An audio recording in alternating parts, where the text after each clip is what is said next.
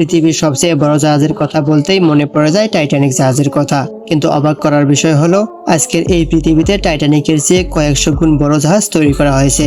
এদের মধ্যে সবচেয়ে বিখ্যাত জাহাজ হলো আইকন অফ দ্য সিজ।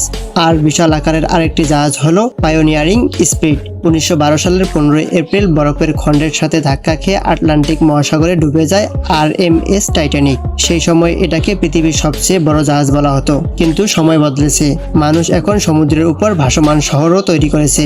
সাল 2024, যাত্রা শুরু হয় আইকন অফ দ্য সিজ। এটা বর্তমান বিশ্বের সবচেয়ে বড় বিশালবহুল স্ক্রু জাহাজগুলোর মধ্যে একটি।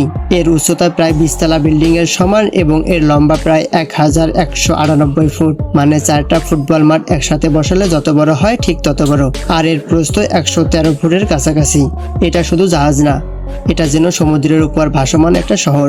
এর ভিতরে রয়েছে সবচেয়ে বড় সামুদ্রিক ভিত্তিক ওয়াটার পার্ক, 6টা বিশাল ওয়াটার স্লাইড, স্টল পার্ক, 40টিরও বেশি রেস্টুরেন্ট আর বিনোদন zone, theatre, ice skating show আর ডাইভিং শো, হাজার হাজার মানুষের থাকার কেবিন, হেলিপ্যাড ও বিশাল কন্ট্রোল সিস্টেম, মোট 8টা আলাদা নেইবারহুড বা ছোট শহরের মতো অংশ। এই জাহাজে প্রায় 10,000 মানুষের থাকার ব্যবস্থা আছে, যাত্রী আর কর্মী মিলে। ভাবুন তো, একটা জাহাজ যেটা নিজেই একটা ছোট দেশের মতো। আর অন্যদিকে পায়োনিয়ারিং স্পিরিট তৈরি করা হয়েছে সমুদ্রের বিশাল তেলের প্ল্যাটফর্ম তোলার জন্য।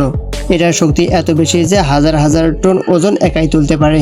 টাইটানিক ছিল এক সময়ের স্বপ্ন, কিন্তু আজকের এই জাহাজগুলো যেন ভবিষ্যতের শহর।